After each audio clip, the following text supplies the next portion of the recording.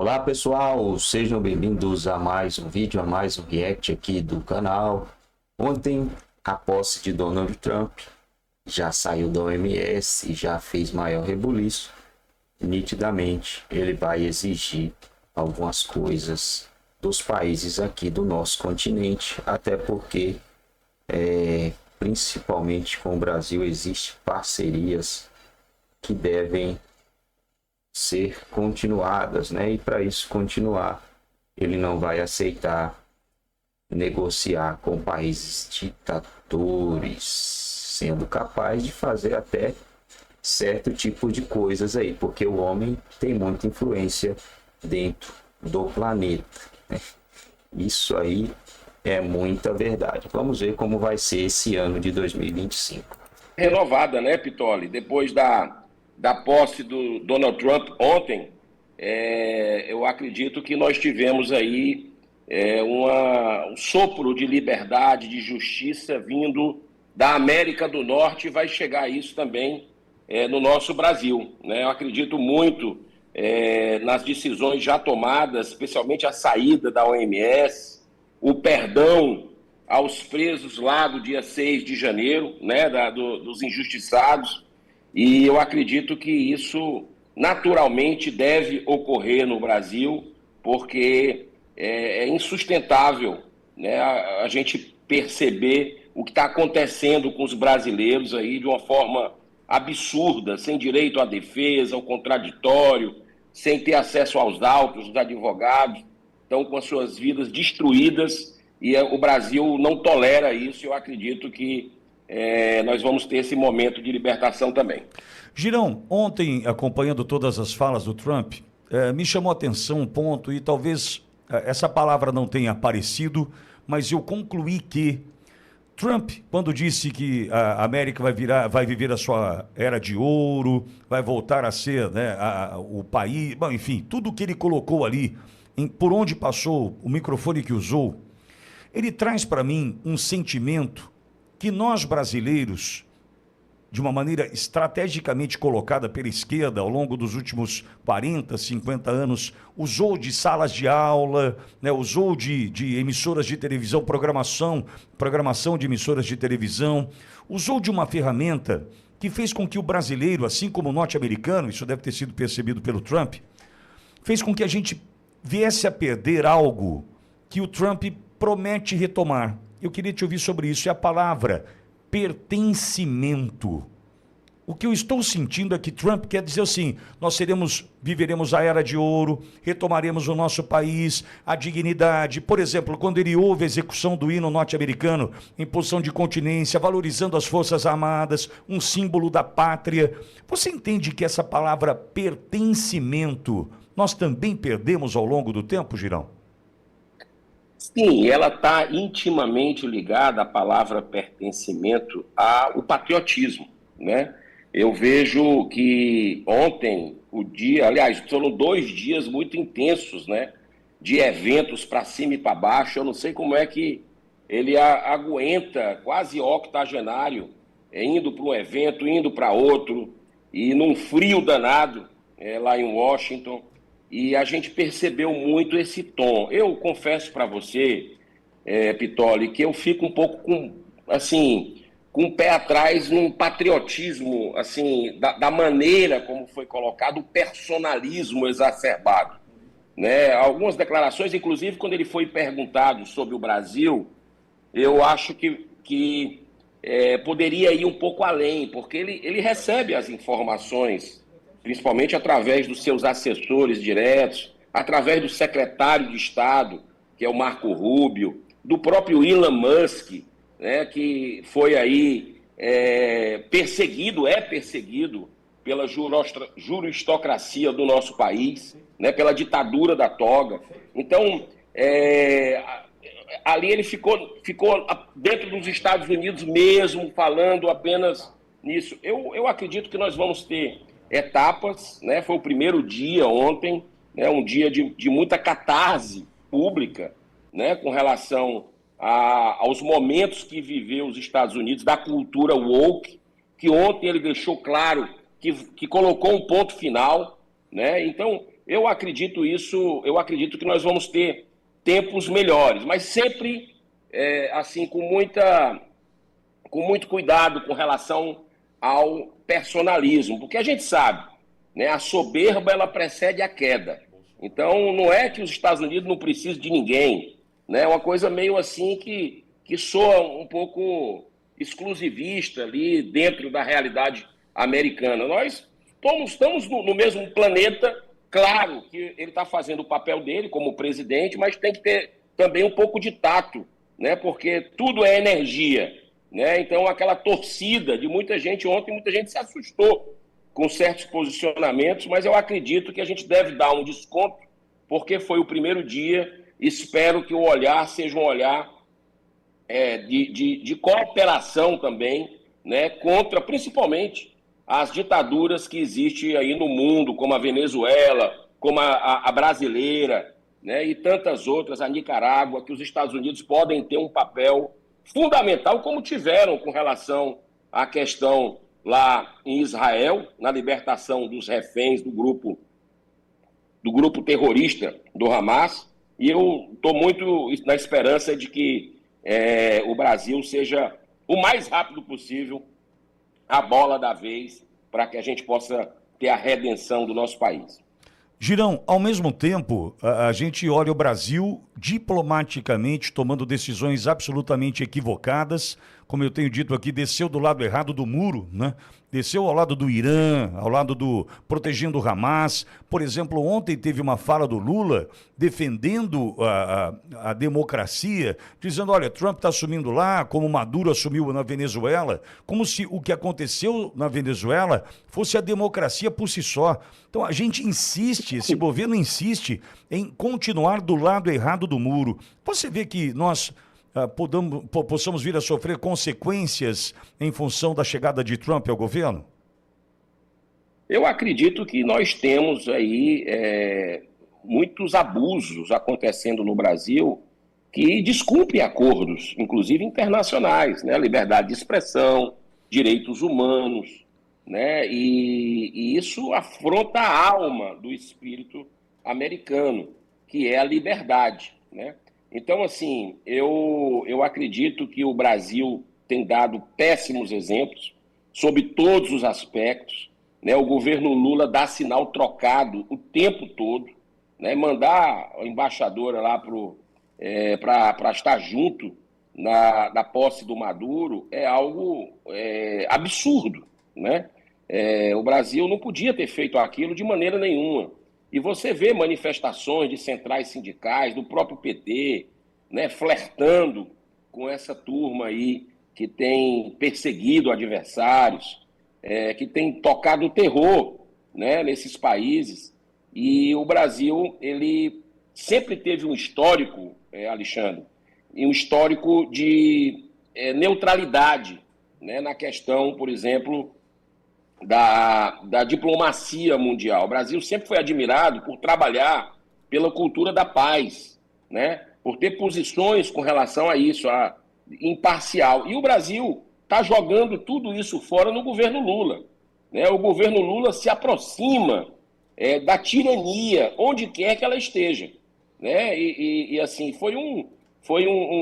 eu acredito ter sido uma sinalização muito forte, nem sequer ter sido convidado para a posse. O Brasil é um país importante, mas não foi convidado para a posse do país dos Estados Unidos, que é uma potência, a maior potência mundial, que influencia o mundo inteiro, que é uma liderança, né? E nem sequer foi convidado, porque virou um anão diplomático, né? Pouco representativo pelos sinais trocados que tem dado o tempo inteiro na nossa diplomacia. Você vê que líder do governo, Lula, fala contra ditadura e tal, né, lá do Maduro, mas o governo manda representante, né? Então, eles não estão se entendendo entre eles. A questão do Pix agora, semana passada no Brasil, é um exemplo clássico do que aconteceu. Qual foi a reação do governo?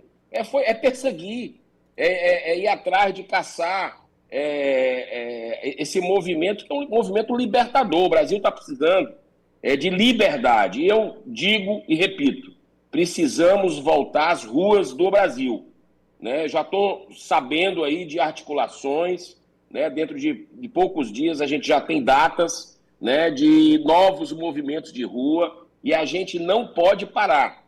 Se tem uma coisa que político respeita é povo organizado nas ruas, e é isso que a gente está precisando fazer para fazer esse governo despertar e também dar um basta nessa juristocracia que vive o Brasil, desrespeitando dia sim, dia não, a nossa Constituição.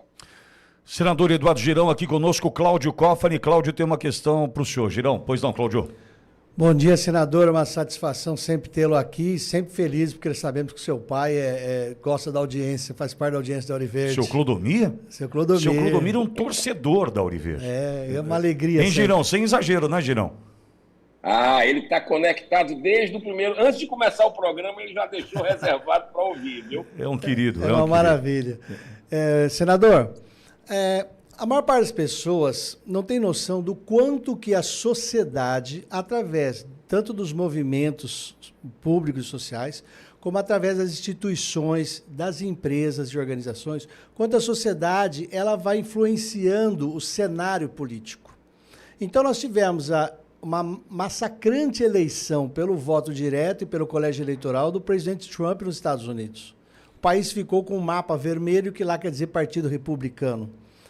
Há uma mudança de várias empresas de grande porte já desmontando aquela política insana do woke e assumindo o que agora a gente está chamando de uma era de bom senso. Essa mudança da política, das relações sociais que vai acontecendo lá, ela também vai influenciar a política no Brasil e, com certeza, a política no Brasil também vai sentar e conversar com os ministros do Supremo. O senhor acha que, ao contrário do que ministros fizeram vazar de que ninguém vai influenciar nossas decisões, essas novas relações políticas vão fazer eles refletirem e aumentarem uma autocontenção? Ou existe dentro deles alguns ministros que vão dobrar a aposta e tentar controlar ao máximo até 2026? Olha, eu acredito muito no bom senso, sabe, Cláudio? Prazer falar com você também. Ontem, uma imagem que me marcou muito durante a posse do presidente Donald Trump foi ali, todos juntinhos, os donos das Big Techs. Isso, né? Impressionante. Aquele alinhamento a gente não via há muito tempo. Aliás, a gente via do outro lado, do lado da censura. E o bug do sistema, a Matrix foi quebrada ali, fugiu quando o Elon Musk compra o Twitter, né? Ali, eu acho que foi o grande divisor de águas do mundo todo com relação à questão da livre opinião. Depois nós tivemos a eleição do Trump em novembro e esse movimento, ela não é dona da informação. A informação foi democratizada para as pessoas.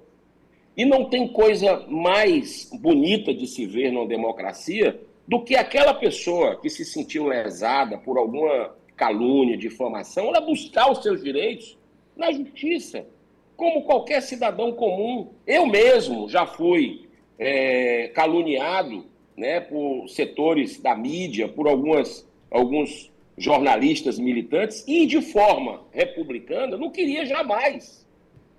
Nem passou pela minha cabeça, não, tem que fechar, pelo amor de Deus. A gente tem que chegar e buscar os direitos. Você está aqui, ó, você errou, você me caluniou nesse aspecto e está lá. Ganhei vários processos, né? Agora, você tem as instâncias dentro de instituições preservadas para fazer isso. Mas essa turma que está hoje no poder no Brasil, a reação é completamente desproporcional. Eles querem te calar. Eles querem acabar com a sua liberdade, né? Com a sua... não querem que você seja ouvido por ninguém. Eles querem cancelar mesmo. E nos Estados Unidos agora isso não vai ser mais possível, né? Então eu acredito que é um grande passo, porque no Brasil eles vão acabar com as redes sociais, é isso que vai acontecer, vão banir tudo. Já não bastaram os 33 dias que o X ficou durante as eleições municipais agora. Eu, inclusive, fui um dos prejudicados, que era candidato, né? A minha principal rede é o X, e durante 33 dias eles tiraram do Brasil, o mundo todo recebeu essa notícia vergonhosa para a nossa nação. Eles vão fazer isso com o Instagram, eles vão fazer isso com o YouTube, eles vão fazer isso com as outras redes sociais também, a ditadura da toga do Brasil. Então, eu acredito que tudo precisa ter um fim, um limite. E esses ares aí, esses ventos da liberdade, eles vão chegar, porque uma grande nação importante está vendo que no Brasil não tem democracia e o povo brasileiro não é de se dobrar aos poderosos. O povo brasileiro está se organizando para voltar às ruas. As grandes mudanças dessa nossa nação foram às ruas e a gente já perdeu o medo, já tivemos outras manifestações, né, recentes, e a gente precisa enfrentar os poderosos com muita altivez, e nós vamos sair dessa antes do que a gente imagina, se Deus quiser. Senador, ao mesmo tempo, a gente imagina que, dando sustentação a todos os absurdos cometidos aqui no Brasil, havia uma grande rede internacional, pelo menos é o que diziam, a CIA, os financiadores disso tudo. O senhor entende que a chegada de Trump enfraquece essas ações, em especial as que acontecem aqui dentro do Brasil?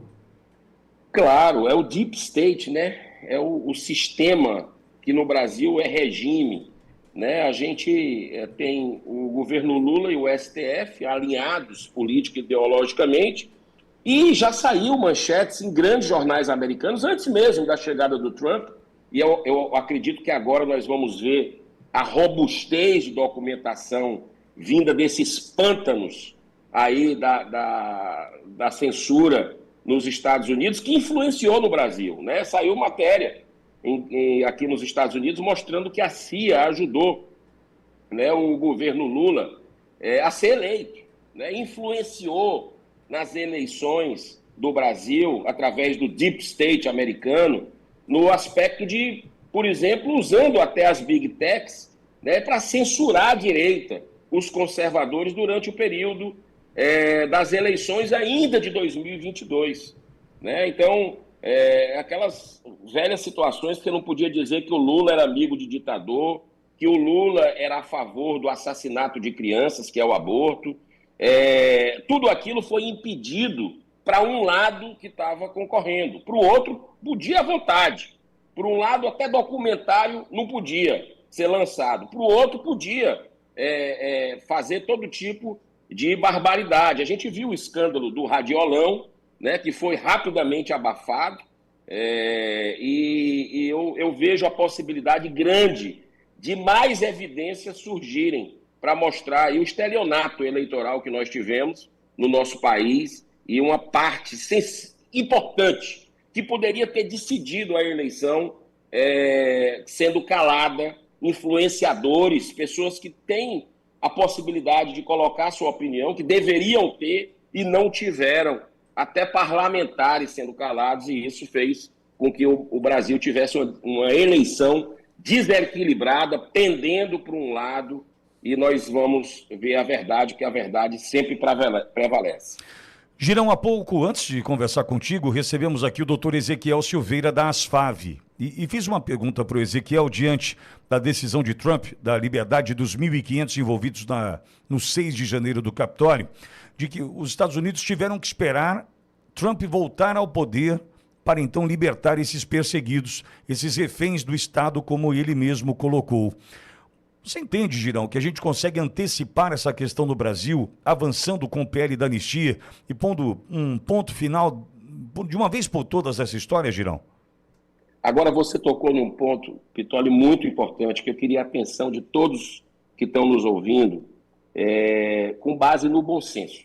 Tá? Eu acompanho sempre a Rádio Auriverde, sempre que posso, e assisti tanto a entrevista que foi feita com o senador Marcos Pontes na sexta-feira, como também com o presidente Bolsonaro ontem, e queria fazer ponderações, né, de um parlamentar que sempre defendeu o Brasil, né? Desde o início que eu assumi o mandato, ficou muito claro a defesa intransigente da nossa nação, do que é correto, da justiça para todos, da liberdade. E 2026 pode ser tarde demais.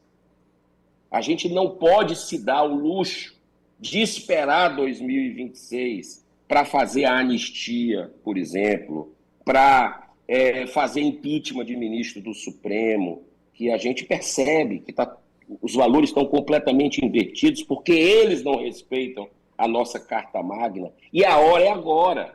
A gente não pode esperar porque pode ser tarde demais. Qual é a hora? É a eleição para a presidência do Senado na próxima semana. Na próxima semana. Então, eu quero deixar muito clara a minha solidariedade ao senador Marcos Pontes nas redes sociais. Ele tem sido criticado duramente desde ontem. E eu queria apenas dizer que eu sou testemunha do grande parlamentar que ele é, um homem correto, está sendo coerente com a população que o elegeu, né, que quer que a Constituição seja respeitada, né, que quer a anistia dos presos políticos. E eu entendo o Partido Liberal, o PL, respeito a decisão de não querer colocar uma candidatura oficial, de aceitar o Davi Alcolumbre, porque acredita que não pode vencer o Davi Alcolumbre. Isso a gente tem que respeitar, mas eu não concordo, né? Até porque, como foi colocado ontem pelo presidente, o voto é secreto, mas isso não é motivo de que a gente deva jogar a toalha, porque o voto é secreto. Por que a gente não trabalha para o voto aberto? Para que cada senador mostre o seu voto na eleição do próximo sábado, no dia 1º de fevereiro, que o Brasil vai parar para assistir, Pitório. E a gente pode desequilibrar essa eleição desse jogo bruto, que realmente é muito trabalhado no bastidor, pró-Davi Alcolumbre, pelo Centrão, pelo PT, e a gente precisa deixar claro quem está apoiando o Davi Alcolumbre. Inclusive o governo Lula está apoiando fortemente, e a gente sabe por quê. E eu digo para você, o voto aberto vai fazer a diferença. Por quê? 2/3 dos senadores, pensa comigo, vão precisar dos votos dos eleitores conservadores de direita em 2026. Se a população fizer uma campanha forte pelo voto aberto na eleição do Senado, os senadores que não mostrarem o seu voto numa campanha bonita, educada, respeitosa, mas um pedido da população, o senador que não mostrar o seu voto, eu acho que já vai ficar a população com o pé atrás com relação a ele. E 2/3 vão tentar a reeleição. 2/3 de senadores. Será que eles não vão mostrar o voto? Alcolumbre, com todo respeito, não dá. A gente já viu a postura do Alcolumbre no próprio governo Bolsonaro e não foi bom para o Brasil. Naquele momento ele atrapalhou o governo Bolsonaro, né? E muitas vezes, né? Foi subserviente ao STF, foi subserviente ali ao jogo de bastidor, até hoje que existe, de emendas parlamentares, a troca, o balcão de negócios, opera as emendas nesse submundo que não é republicano, né? A gente precisa colocar os interesses nacionais acima dos interesses pessoais, e a hora é agora, com relação à presidência do Senado. E aquela história de que, mas precisamos ter espaço nas comissões para chamar ministro, para conseguir fazer audiência pública. Gente, o que é que nós fizemos até agora? Vamos lá, eu vou relembrar aqui para você, Pitório e audiência, como oposição organizada, porque em muitos momentos nós trabalhamos de forma organizada, e eu quero fazer uma saudação aqui ao nosso líder, Rogério Marinho. Veja bem, a gente conseguiu aprovar a ida da Maria Corina Machado ao Senado. Participou, não presencial como a gente queria, porque o Maduro não deixou, mas de forma virtual foi ao Senado. Você acha que o governo Lula queria aquela audiência pública que durou várias horas? Não. O governo Lula fez tudo para cancelar a audiência pública. Fez 80 páginas de discurso para cancelar e nós conseguimos manter, que é outra. A suspensão do X e da Starlink no Brasil, a perseguição, nós fizemos a audiência que está fazendo, né, no dia 3 de dezembro de 2024. Tudo isso a oposição conseguiu. Basta ela estar organizada e se manifestar. Conseguimos fazer uma audiência sobre o algoritmo. Lembra, Pitoli? Você participou dos canais de direita, conservadores, que estavam caindo, os algoritmos estavam estranhos. Nós fizemos a reunião na Comissão de Direito Digital no dia 15 de agosto. Na CDH, Comissão de Direitos Humanos, fizemos uma audiência também que o PT não gostou de jeito nenhum, né? Que fez pressão para cancelar, que são as falsas denúncias da Maria da Penha, da Lei Maria da Penha. Foi no dia 16 de dezembro de 2024. Os presos de 8 de janeiro. Nós fizemos várias audiências públicas no Senado Federal. Isso interessa apenas a gente, né? As pessoas que estão sedentas por justiça, né? De direita, conservadores brasileiros que estão indignados com o que está acontecendo com os presos políticos do Brasil. Nós conseguimos aprovar e realizamos. O Sérgio Tavares, do Eduardo Borgo, foi fundamental. O português jornalista que foi retido no aeroporto de Guarulhos. Nós fizemos audiência no dia 23 de abril de 2024, que é outra. O diretor da Polícia Federal, que revelou que tem mais de 100 mil pessoas monitoradas pela Polícia Federal pelas suas opiniões. Nós levamos no dia 19 de março de 2024 o diretor lá para a gente sabatinar, para a gente perguntar, e nós fomos em peso perguntando.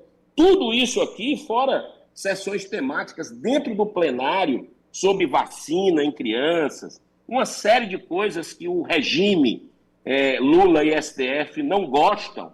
Nós debatemos, a oposição conseguiu. Então, essa coisa de que mas precisa de espaço em comissão. Gente, não tem esse argumento, não funciona. Precisa de espaço na mesa. Você já viu o vice-presidente fazer alguma coisa dentro do Senado? Eu estou lá há 6 anos e nunca vi nada, vice-presidente. Aliás, teve gente do PL que foi, inclusive, presidente de comissão agora, que o Pacheco arrumou comissão para o PL, e a gente conseguiu uma audiência, requerimento meu, tá? Para levar o Felipe Martins, para explicar a história, que ele viajou, não viajou, para ele levar documentos, porque a prisão dele, no meu modo de entender, foi completamente arbitrária, né?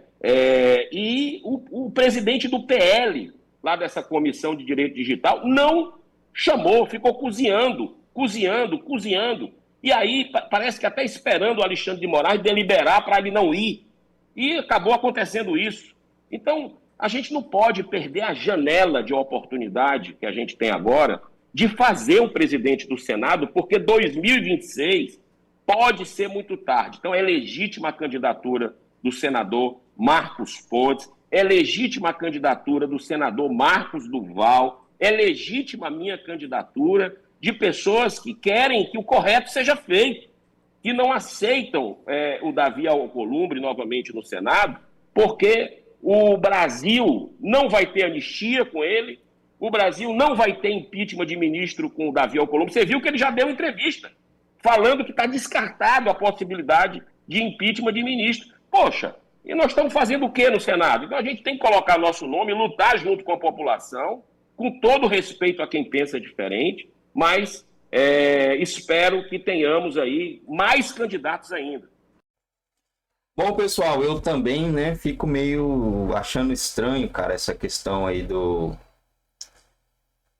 da troca, né, no Senado, na presidência do Senado. E, tipo, tá tudo certo que vai ser o outro cara lá. É um absurdo, mano. É algo, assim, surreal que tá acontecendo no país. Então, vai ter uma votação para uma coisa que já tá tudo combinado quem vai ganhar. Isso tem mais cara de fraude do que tudo, né? Mas muita cara Por quê? Ah, o voto é secreto. Secreto na onde, cara? Se já tá combinado quem que vai ganhar o bagulho. Que negócio de secreto, mano. Já tá combinado. Os caras combinam nos corredores ali, ó. Tá o fulano, hein? Dessa vez aqui é fulano de tal. Pô, velho. Que sacanagem, cara. Que negócio que fizeram com o nosso país. Que legislação fraca. Na verdade, montaram isso. Acredito que eles montaram essa legislação para que eles conseguissem infiltrar, fazer nessas brechas aí, porque, como diz lá, né? O Senado, a Câmara dos Deputados, para esses caras, é o céu na terra. Então, os caras fizeram tudo, articularam tudo, para que eles fiquem ali o resto de suas vidas, né? Ou com algum cargo, ou como Senado, ou como deputado, de alguma maneira eles articulam para que eles continuem ali o resto de suas vidas. E por isso fizeram essa legislação cheia de brecha, cheia de bagaceira, para que esses caras minem o país através desses cargos aí, porque eles estão minando o nosso país. E tem pessoas ali em Brasília que já mereciam ter sido empichadas há muito tempo mesmo. O cara mantendo uma mulher com 3 ou 4 filhos presa, cara, porque pintou uma estátua. Ah, isso aí não me desce, cara, não me desce, porque a justiça ela não vem fazendo aí o papel que era para ser feito, porque senão não era para soltar traficante, não era. Se essa mulher pega uma pena de 17 anos por pintar uma estátua por causa de um golpe, ela estava armada com um batom, segundo ele, ela foi um atentado armado ao Estado do Direito, né? Com um batom. Se ela pega 17 anos, então o cara que está armado com uma arma mesmo, poderia pegar uns 300, 500, 600 anos, né?